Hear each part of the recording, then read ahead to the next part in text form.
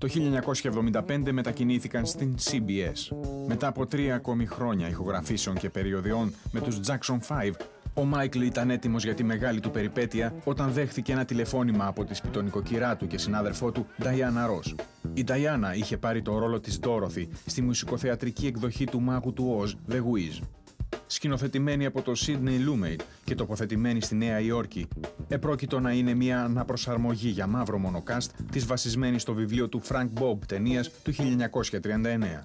Ο Μάικλ υπέγραψε για να παίξει το ρόλο του σκιάχτρου και αυτό του έδωσε την ευκαιρία να εξασκήσει και τις υποκριτικές του δυνατότητες. Επίσης εκεί γνώρισε και τον σπουδαίο ενορχιστρωτή, συνθέτη και παραγωγό Quincy Jones. Ο Quincy εντυπωσιάστηκε τόσο με την αφοσίωση του Μάικλ στην τελειοποίηση της κίνησης του σκιάχτρου και όταν του τηλεφώνησαν για να κάνει τη συμπαραγωγή του επόμενου σόλο δίσκου του νεαρού τραγουδιστή, άρπαξε την ευκαιρία. Το αποτέλεσμα της συνεργασίας τους ήταν η τεράστια επιτυχία του 1979 Off the Wall, που έκανε ένα κριτικό να εκθιάσει τον Μάικλ ως πιθανόν τον σπουδαιότερο τραγουδιστή εκείνη τη στιγμή από άποψη στυλ και τεχνικής. Το περιοδικό Rolling Stone χαρακτήρισε απίστευτα όμορφα τα ξεχωριστά ανάλαφρα φωνητικά τενόρου του Μάικλ. Ο Μάικλ έγραψε 3 τραγούδια στο άλμπουμ, συμπεριλαμβανομένης και της νούμερο 1 επιτυχίας Don't Stop Till You Get Enough. Τα άλλα τραγούδια τα είχαν συνθέσει ο Paul McCartney και το πρώην παιδί θαύμα, ο Stevie Wonder, που συνυπόγραψε το I Can't Help It. Το μόνιμο τραγούδι του άλμπουμ, καθώς και η επιτυχία Rock With You, ήταν συνθέσεις του Βρετανού μουσικού Rod Temperton. Το Off the Wall έγινε το πρώτο άλμπουμ από σόλο τραγουδιστή που παρήγαγε 4 νούμερο 1 επιτυχίες στο Top 10 των Ηνωμένων Πολιτειών και έκανε συνολικές πωλήσεις 20 εκατομμυρίων αντιτύπων παγκοσμίως.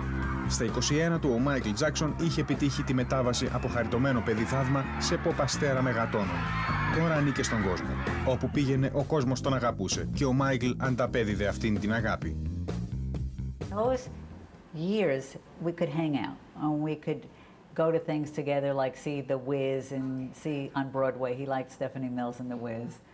And, you know, watch the kids come up to him and all want the autographs. And I would say, why don't you just sign, you know, MJ instead of Michael Jackson, just the way Andy Warhol always signs everything at AEW. He says, oh no, I could never do that. These are my fans. These people make me. And he was so darling and sincere and sweet in those years. Κάποιοι τον αγαπούσαν για τη μουσική του, άλλοι για το χορό του. Αλλά για τους περισσότερους θαυμαστές, η σημασία του Μάικλ Τζάκσον ως Ινδάλματος ήταν αυτή που κέρδιζε το θαυμασμό τους. Για χιλιάδες Αφροαμερικανούς, η απίστευτη μαζική του επιτυχία τον έκανε πρεσβευτή για τις διαφιλητικές σχέσεις.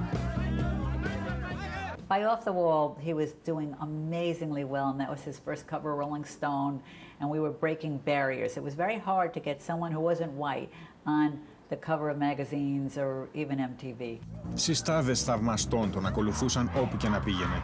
Άνθρωποι όλων των χρωμάτων τραγουδούσαν το όνομά τους στους δρόμους. Σχημάτιζαν ουρές για ώρες ώστε να τον δουν. Και μετά, μόλις τον έβλεπαν, λιποθυμούσαν. Και με τον Μάικλ να τους προκαλεί, τον κυνηγούσαν ακόμη και μέσα στις λεωφόρους. Παιδιά από όλες τις άκρες του κόσμου ήθελαν να τραγουδούν σαν και εκείνον, να ντύνονται σαν και εκείνον και να χορεύουν σαν εκείνον. Αλλά ο Μάικλ ήταν μοναδικός και το 1982 βρισκόταν στα πρόθυρα του να κάνει κάτι που δεν